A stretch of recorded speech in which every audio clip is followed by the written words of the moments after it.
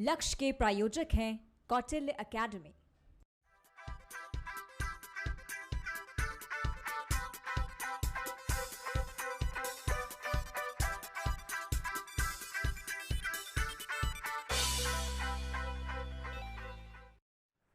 नमस्कार दर्शकों, मैं हूं दीपक मिश्रा। बंसल न्यूज की खास पेशकश लक्ष्य में आपका स्वागत है। अगर आप भी अपने करियर को सुनिश्चित करना चाहते हैं तो ये कार्यक्रम आपके बहुत काम का है, क्योंकि हमारे इस प्रोग्राम में एक्सपर्ट्स करेंगे आपका मार्गदर्शन और बनेंगे लक्ष्य हासिल करने में मददगार।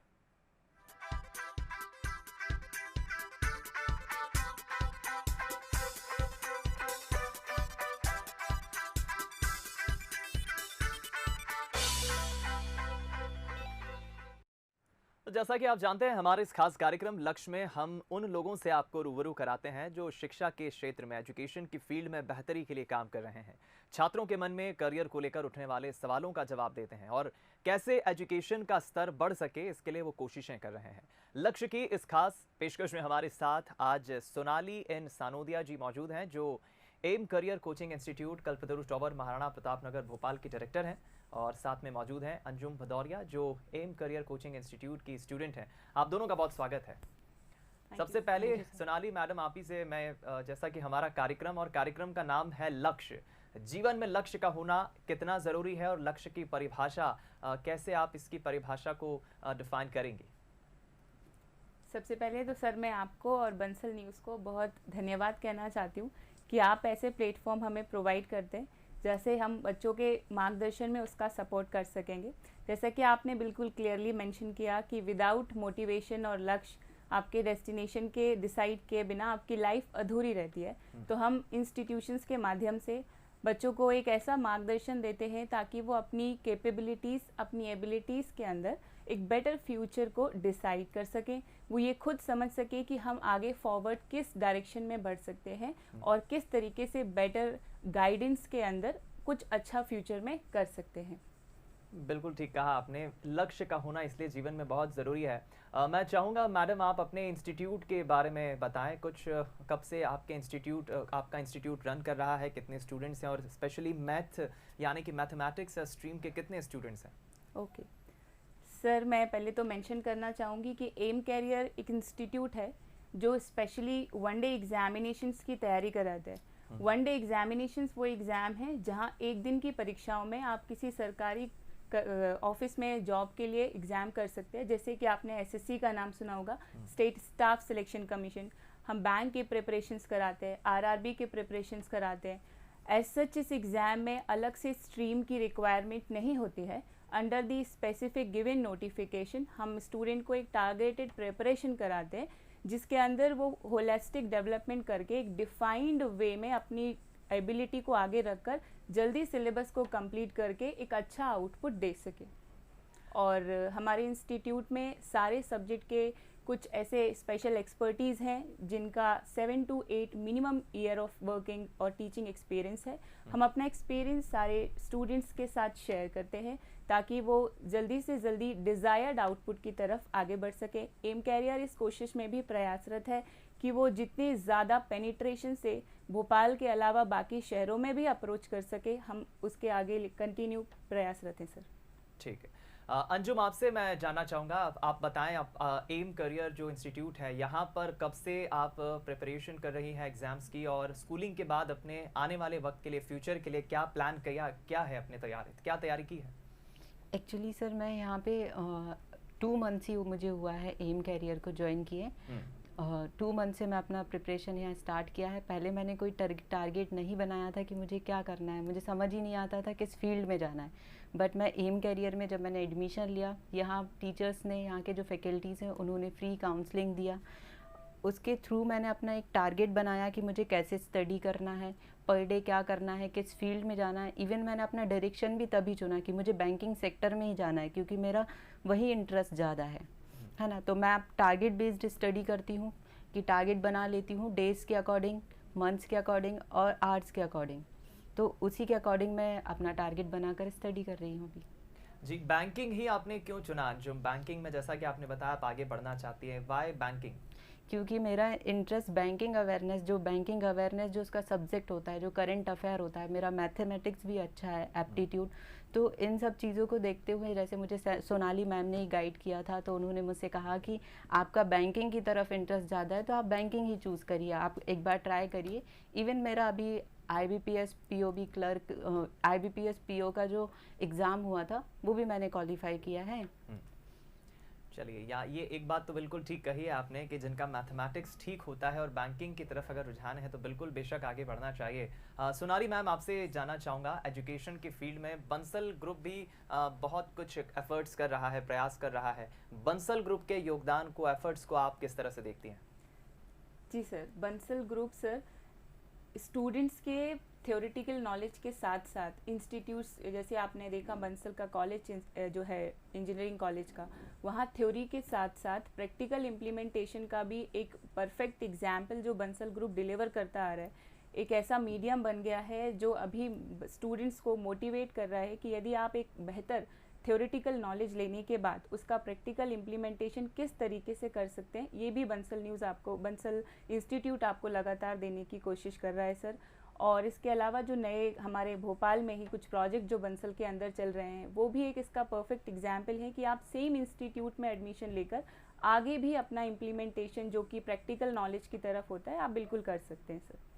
बिल्कुल, इस कार्यक्रम में हम अक्सर स्कूली स्टूडेंट से भी मिलते हैं, मुखातिब होते हैं, तो वो ये अपने एक्सपीरियंस साझा करते हैं कि जब वो अपने स्कूलिंग पीरियड में होते हैं 10th 11th या फिर 12th क्लास में, तो उसी वक्त उन्हें बंसल कॉलेज का भी जायज़ा कराया जाता है। बंसल कॉलेज किस तरह से, वहाँ पे क्या फैसिलिटीज़ हैं, वहाँ का इंफ्रास्ट्रक्चर, और स्कूल्स में जो स्टूडेंट्स पास आउट होने के कगार पर होते हैं, जो 12th अपनी कंप्लीट करने वाले होते हैं और टेक्निकल फील्ड में, इंजीनियरिंग की फील्ड में आगे बढ़ना चाहते हैं, उन्हें स्पेशली बंसल कॉलेज का एक भ्रमण ज़रूर कराया जाता है। अंजुम, जैसे कि आपने अभी बताया, आप तो खैर बैंकिंग फील्ड में आगे बढ़ना चाहती हैं, बैंकिंग आपने चुना है, लेकिन बंसल ग्रुप को आप कैसे देखती हैं और टेक्निकल एजुकेशन में आप बंसल समूह की किन नीतियों को पसंद करती हैं? जैसे कि मैम ने कहा कि वो थ्योरेटिकल विद प्रैक्टिकल चीज़ों पे, प्रैक्टिकल प्रोजेक्ट्स पे वर्क करते हैं। तो जैसे कि अगर अभी बंसल को सर्वश्रेष्ठ समूह का एक पुरस्कार भी मिलने वाला है, डिजिटल प्लेटफॉर्म प्रोवाइड कराते हैं। उनका वो सब अगर हम देखें, उनका बुनियादी शिक्षा के क्षेत्र में जो उनकी बुनियादी जड़ें जैसा है वो मजबूत हैं। तो इन सब को देखें तो उनका अलग अलग इंस्टीट्यूट्स हैं, अलग अलग इंस्टीट्यूट है, टेक्निकल के अलग हैं, plus science and technologies, engineering technologies, तो काफ़ी कुछ डिफ्रेंसिएशंस हैं वहाँ। जी, सोनाली मैम, आपसे मैं मैडम समझना चाहूँगा, बंसल ग्रुप के द्वारा टेक्निकल एजुकेशन हर वर्ग के क्षेत्रों में उपलब्ध हो सके, इसके लिए क्या बेहतर कदम और उठाए जा सकते हैं, क्या सुझाव आप देंगी? जी सर, बहुत ही अच्छा क्वेश्चन है सर आपका। इसके लिए सर सजेशन से पहले तो मैं ये बोलना चाहूँगी कि बंसल ऑलरेडी अपनी फील्ड में बहुत एक्सेलिंग कर रहे हैं, बहुत अच्छा काम कर रहे हैं, लेकिन एक जो नया हम सजेशंस देख रहे हैं कि एजुकेशन का जो शिफ्ट है वो कन्वेंशनल वे से, मतलब ऑफलाइन क्लासेस मोड से शिफ्ट होकर के डिजिटल प्लेटफॉर्म की तरफ शिफ्ट होता जा रहा है। एम कैरियर भी इसी की तरफ प्रयासरत है। और एक ये सजेशन छोटा सा हमारी तरफ से कि यदि बंसल इस तरह के डिजिटल प्लेटफॉर्म का इस्तेमाल करें जहाँ से हम बेटर पेनिट्रेशन के साथ साथ इंडिया में, MP में और इवन भोपाल के उन सारे कोने में स्टूडेंट्स तक एक नॉलेज, एक बेस पहुंचा सके जो कन्वेंशनल तरीके से पहुंचाना अभी इस पैंडेमिक कोरोना के वक्त थोड़ा पॉसिबल नहीं है।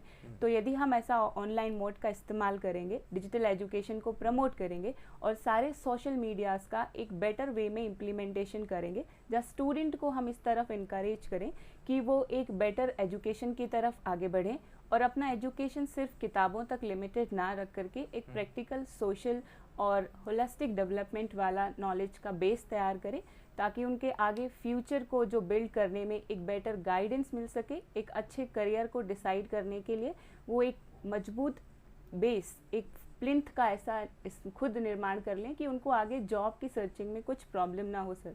बंसल इंस्टीट्यूट्स में पढ़ रहे छात्र पहले ही अच्छे प्लेसमेंट से लेकर प्लेस्ड होते हैं। उनका फैकल्टी मेंबर्स का सजेशंस, फैकल्टी मेंबर्स का नॉलेज वो वैसे भी बहुत अच्छा है।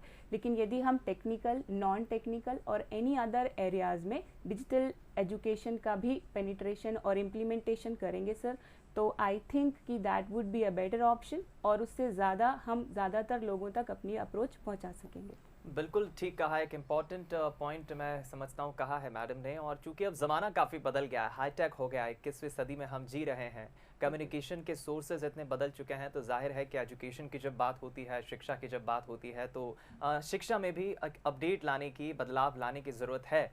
और उसी तरफ डिजिटल एजुकेशन की तरफ इशारा किया है मैडम ने। अंजुम, आपसे मैं जानना चाहूँगा, आप अपने एजुकेशन के साथ साथ, अपने करियर के साथ साथ, अपनी हेल्थ को, इन सब चीज़ों को कैसे बैलेंस रखती हैं? क्योंकि एक स्टूडेंट की लाइफ में उसे करियर भी बनाना है, पढ़ाई भी करना है, बेहतर फ्यूचर की तरफ भी पढ़ना है, फैमिली का भी ख्याल रखना है, काफ़ी चैलेंजेस होते हैं, स्टूडेंट की लाइफ आसान नहीं होती। कैसे बैलेंस बना के रखती हैं आप? सर, जैसे कि मैं कहना चाहूँगी इस पॉइंट पे कि अगर हमें अपना एजुकेशन के साथ अपना हेल्थ भी मेंटेन रखना है, तो उसके लिए सबसे ज़्यादा होता है, हमारा इम्पॉर्टेंट होती है मेंटल हेल्थ को अगर हम रखते हैं तो बाकी हम एग्रेसिव नहीं होते हैं जल्दी से, ज़्यादा देर हमारे सिटिंग एबिलिटी भी बढ़ जाती है, ज़्यादा देर हम पढ़ाई भी कर सकते हैं। तो मेंटल हेल्थ इम्पॉर्टेंट है और हेल्थ के लिए हमें योगा करना चाहिए मॉर्निंग में, तो योगा करना चाहिए, मेडिटेशन करना चाहिए, इनसे हम बैलेंस रख सकते हैं। आप अपनी स्कूलिंग लाइफ में जब थी अंजुम, ये बताइए कितने वक्त पढ़ती थी? क्या आपका स्कोरिंग परसेंटेज रहा 12th में, और कितने वक्त आप पढ़ाई को देती थी? मैं ज़्यादा टाइम नहीं देती थी क्योंकि मेरा उस टाइम है ना स्पोर्ट्स में ज़्यादा इंटरेस्ट था, बट मेरा जो मैं पढ़ाई को जितना भी टाइम देती थी 4 to 6 आवर्स से ज़्यादा मैं स्टडी नहीं करती थी सेल्फ, इतना ही मैं टाइम देती थी, बाकी मैं अपना जो टाइम था वो अपने स्पोर्ट्स को देती थी। तो ये क्या एक मिथ होता है? कई स्टूडेंट्स ये मानते हैं कि भाई हम खबरें देते हैं कि फलानी एग्ज़ाम में किसी स्टूडेंट ने टॉप किया, जब हम उसका इंटरव्यू लेते हैं, उससे बातचीत करते हैं, तो पता चलता है कि 10-10, 12-12 घंटे वो पढ़ाई करते थे। क्या ये कोई मिथ है या फिर रियलिटी है कि एक स्टूडेंट अगर 10-12 घंटे, 15 घंटे पढ़ाई करेगा तो वो अच्छे मार्क्स लेकर आएगा, रेदर देन 2-3 घंटे पढ़ने वाले स्टूडेंट के मुकाबले? ऐसा तो सर ये मिथ भी कह सकते हैं, और बाकी कुछ स्टूडेंट्स होते हैं जो एक्चुअली इतना पढ़ते हैं और अच्छे मार्क्स भी लाते हैं, लेकिन 4 to 6 hour more than sufficient होता है कि अगर आप 4 to 6 आवर पढ़ते हैं तो आप अच्छे मार्क्स ला सकते हैं। चलिए, बिल्कुल। और मेहनत, मैं समझता हूँ कि एक इम्पॉर्टेंट एलिमेंट होता है कि आप अपनी स्टडी को कितनी मेहनत से और कितना सीरियसली पढ़ रहे हैं, आप कितना समझ रहे हैं, ये एक इम्पॉर्टेंट एलिमेंट हो सकता है आपके करियर में आगे बढ़ने के लिए। सोनाली मैडम, आपसे जानना चाहूँगा, आपके करियर इंस्टीट्यूट में, एम करियर इंस्टीट्यूट में जो स्टूडेंट्स आते हैं, करियर काउंसलिंग कैसे की जाती है? कैसे आप करियर काउंसलिंग करती हैं स्टूडेंट्स की?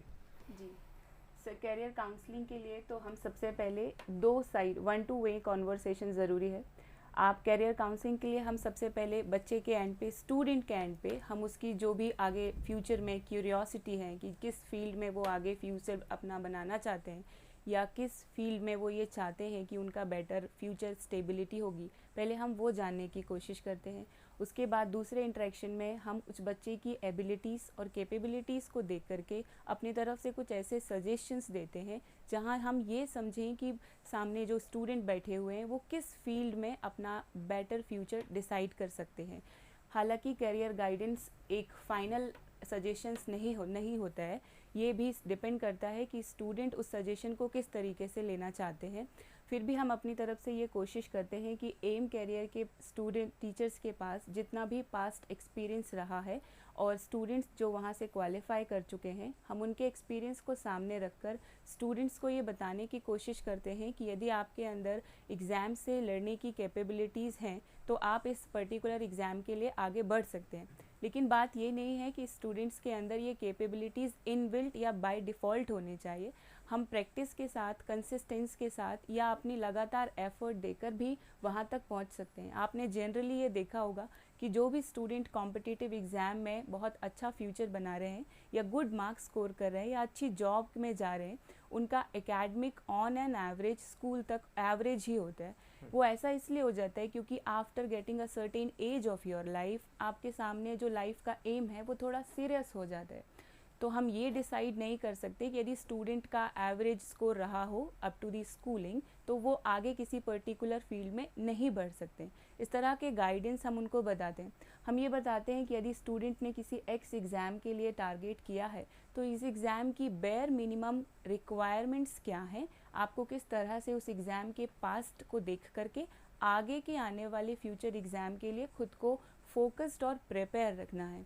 द नेक्स्ट इम्पॉर्टेंट थिंग मैं आपसे ये बोलना चाहूँगी कि कैरियर गाइडेंस एक ऐसी चीज़ है जो आप किसी ऐसे पर्सन से लें जो ऑलरेडी उस फील्ड में फ़ाइट कर चुके हैं, तो इससे अच्छा कुछ नहीं हो सकता। एम कैरियर की सारी फील्ड ऑलरेडी उस पर्टिकुलर एरिया ऑफ एग्ज़ाम को बिलोंग करती है, इसलिए आई थिंक कि सारी टीम इस तरह से पूरी तरह तैयार है कि स्टूडेंट को एक बेटर फ्यूचर गाइडेंस दे सकता है और अपने गाइडेंस में रखकर उनको वो पर्टिकुलर लक्ष्य तक पहुंचाने के लिए भी सक्षम है। सर बिल्कुल ठीक कहा आपने, बहुत महत्वपूर्ण बात है। अंजुम, आपसे मैं जानना चाहूँगा, आपने बताया बैंकिंग के फील्ड में आप आगे बढ़ना चाहती हैं, लेकिन हम देखते हैं आजकल कंपटीशन का बहुत ज़माना है। किसी भी फील्ड में स्टूडेंट आगे बढ़ना चाहे, अपना करियर बनाना चाहे, एक सबसे बड़ा चैलेंज कंपटीशन का भी होता है। तो ऐसे कंपटीशन के ज़माने में न सिर्फ बैंकिंग के क्षेत्र में हम देखते हैं पीएससी की तैयारी जो करते हैं, आईएएस की तैयारी करते हैं, या फिर किसी भी जॉब की करियर की तैयारी जब स्टूडेंट करता है तो एक उसके सामने ये भी बड़ा चैलेंज होता है कि कंपटीशन, कैसे इस कंपटीशन से पार पाना है, लक्ष्य को भी निर्धारित करना है, आगे भी बढ़ना है करियर में और इस कंपटीशन का सामना भी करना है। ऐसे व्यूअर्स को आप क्या एडवाइस देंगे और क्या आपने कभी ऐसे किसी कंपटीशन फोबिया नाम के वर्ड का सामना किया है, कैसे डील करती हैं आप? एक्चुअली सर बैंकिंग सेक्टर में तो इस कंपटीशन को फेस करना बहुत टफ भी है, कंपटीशन ही बहुत टफ होता है, बट नामुमकिन नहीं है, कर सकते हैं अगर हम अपना लगातार प्रयास करते हैं।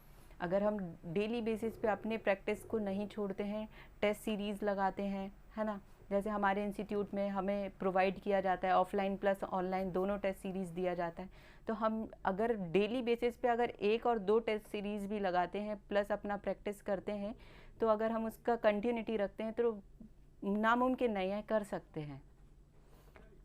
बिल्कुल ठीक कहा आपने, कंपटीशन के ज़माने में आप किस तरह से डील करते हैं ये भी एक इम्पॉर्टेंट एलिमेंट होता है, मैं समझता हूँ। सोनाली मैम, बंसल ग्रुप की चूँकि हमने बात की, एक कोशिश हमारी ये भी है कि एजुकेशन हर वर्ग तक, हर तबके तक पहुँच सके, सब पढ़ें और सब बढ़ें। बंसल ग्रुप का ये उद्देश्य है, हर विद्यार्थी तक ये मैसेज भी पहुँच सके। उसके लिए और क्या बेहतर कदम एजुकेशन की फील्ड में बंसल ग्रुप उठा सकता है, क्या एफर्ट्स होना चाहिए? जी सर, ये जो एजुकेशन है ये हर भारतीय नागरिक या हर जनरल नागरिक का एक अधिकार है, और ये जो इनिशिएटिव हम चला रहे हैं कि सब पढ़ें सब बढ़ें बंसल ग्रुप के द्वारा, ये उनके बाकी के अदर उद्देश्य और एक प्रोग्राम की तरह ही एक बहुत ही well designed education targeted program है। और बंसल ग्रुप ऐसे भी अदर फील्ड में एजुकेशन के अलावा भी आगे बढ़ रहे हैं। यदि हम बात करें कि और बेटर पेनिट्रेशन कैसे हो सकता है या और हम किस तरीके से सब वर्ग के लोगों तक, जैसे कि आपने मेंशन किया, हम इसको पहुंचा सकते हैं, तो मैं अगेन डिजिटल प्लेटफॉर्म का ही दोबारा एक हेल्प लेना चाहूँगी। डिजिटल प्लेटफॉर्म सर आजकल ये प्लेटफॉर्म बन गया है कि आप अपने घर पे बैठ के, घर के किसी कोने में भी बैठ के, बेयर मिनिमम इंटरनेट चार्जेस के साथ, फ्री ऑफ कॉस्ट इवन, एक गुड लेवल ऑफ एजुकेशन को एक्सेस कर सकते हैं। आप जिस भी वर्ग से बिलोंग करते हैं इस समाज के, ये बैरियर नहीं बनेगा कि आपको किसी जगह जाने के लिए पर्टिकुलर अमाउंट ऑफ फीस पे करने का ज़रूरत है। तो एक डिजिटल जो एजुकेशन है उसका इंक्लिनेशन हो सकता है। The second suggestion would be कि सर जो बंसल के जो प्रोजेक्ट्स चल रहे हैं, जहाँ पे बंसल बहुत ही बढ़िया काम कर रहा है, जैसे हबीबगंज का जो प्रोजेक्ट है बंसल 1, वहाँ पे काम करने वाले नंबर ऑफ एम्प्लॉयज़ हैं, फॉर श्योर उन सारे एम्प्लॉय किसी एक फैमिली को बिलोंग करते होंगे जहाँ छोटे बच्चे होंगे। तो हम एक उस तरह के टारगेटेड ग्रुप को जो bottom of the pyramid consider होते हैं, हम उनके लिए पर्टिकुलर एजुकेशनल इंस्टीट्यूट्स खोल सकते हैं, ताकि वो लोग जो ज़्यादातर एजुकेशन से वंचित रह जाते हैं, क्योंकि एक अच्छा ग्रुप तो वैसे भी एक अच्छा एजुकेशन समाज में ले रहा है, जो वंचित हैं वो इस तरह के ही ग्रुप रह जाते हैं। तो इस तरह का प्रयास कि वो लोकल लेवल पर ही छोटे स्कूल खोल करके वहाँ के लोगों को एक good amount of good quality of education provide करा सकें। बिल्कुल ठीक कहा आपने, और यही कोशिश बंसल ग्रुप की है। लेकिन दूसरी तरफ मैडम, अगर आपके एम करियर इंस्टीट्यूट की हम बात करें, वहाँ पे भी तमाम स्टूडेंट्स आते हैं। स्टूडेंट्स के चहुमुखी विकास के लिए, ऑलराउंड डेवलपमेंट के लिए आप क्या करती हैं, आपकी क्या मेंटालिटी होती है कि किस तरह से हमें एजुकेशन पैटर्न को हमारे करियर इंस्टीट्यूट में डिज़ाइन करके विद्यार्थियों तक पहुंचाना है, उसके लिए आपके क्या एफर्ट्स होते हैं अपने इंस्टीट्यूट में? ओके सर, पहले तो हम थोड़ा सा कुछ साल पहले जाएंगे और एक स्टूडेंट के उस लाइफ टाइम के बारे में बात करेंगे जब तक वो 12th स्टैंडर्ड तक होता है। जब एक स्टूडेंट 12th स्टैंडर्ड तक होता है तो उसका मोर ऑफ फोकस ये होता है कि वो अपनी किताबों पे ही लिखे नॉलेज को एक्सेस करके उसका एक बेटर इनपुट डाल करके एक अच्छा आउटपुट को गेन कर सके। But when comes to the examination या फिर किसी कॉम्पिटिटिव फील्ड की बात, तो this is more of the किताब का नॉलेज। तो बेसिकली हम ये कोशिश करते हैं कि स्टूडेंट जो हैं वो पहले तो ये देखें कि एजुकेशन जो है वो किताबों पे लिखा गया नॉलेज नहीं है, ये वो चीज़ है जो आपके अंदर एबिलिटी है, जो आप कर पाने में सक्षम है, उसका बेटर इम्प्लीमेंटेशन आप कैसे कर सकते हैं। एक स्टूडेंट एक बहुत अच्छा सिंगर भी हो सकता है, एक बैंक में काम करने वाला कर्मचारी एक बहुत अच्छा राइटर भी हो सकता है। तो हम ये कोशिश करते हैं कि स्टूडेंट जो हमारे पास एक पर्टिकुलर एग्ज़ाम की तैयारी के लिए आ रहे हैं, लेट्स टेक एन एग्जाम्पल कि एसएससी के कुछ एग्जाम में डिस्क्रिप्टिव राइटिंग्स पूछी जाती है जिसमें आपको पेपर पेन मोड पे कुछ क्वेश्चंस वगैरह लिखने हैं। तो यदि हम स्टूडेंट के अंदर ये जज कर लें कि पर्टिकुलर पर्सन के अंदर कुछ लिखने की काफ़ी अच्छी एबिलिटीज़ हैं, तो वो जो एबिलिटीज़ का बेटर इम्प्लीमेंटेशन ये होगा कि वो अपने एग्ज़ाम की तैयारी में उसको सप्लीमेंट कर सकें और अपने जो भी उनका साइड बाइज एक्सपीरियंस, नॉलेज या एक्स्ट्रा कैरिकुलम है, उनको भी वो डिज़ायर्ड या उनको भी वो एक अच्छे ये मान लीजिए कि एग्ज़ाम की प्रिपरेशन करते करते स्टूडेंट की लाइफ में एक पर्टिकुलर टाइम आता है जिसको हम थ्रेशोल्ड बोलते हैं। उसके बाद स्टूडेंट्स थिंक कि आप गिव अप करने का टाइम आ गया।